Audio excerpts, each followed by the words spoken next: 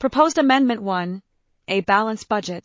Section 1, because history finds parallels between the collapse of an economy and the collapse of governments, and as deficit spending casts a burden on the American people and their children for each of 2 consecutive years following ratification. The annual deficit of the prior year will be determined, and by equal measures of cost reduction and revenue increase, cut by 1/3 in the first fiscal year and by 1/2 in the second. Section 2.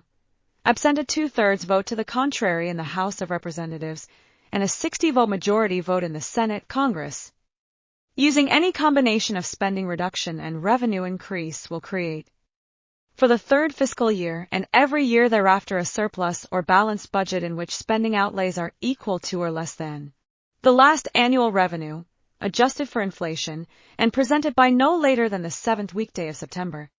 Section 3. Thus, should deficits arise during the fiscal year, Congress will repair them promptly with equal measures of revenue generation and spending reduction, and pair these in legislation with the next budget along with measures to prevent their reoccurrence.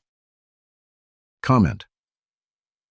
From time to time, a nation will face a major challenge, such as a world war or economic collapse or other calamity. In these exceptional times, deficit funding becomes necessary, so it's important not to make a balanced budget mandatory, just difficult. Also, a short transition period is needed so that the economy isn't jolted by an abrupt shift in taxes and spending.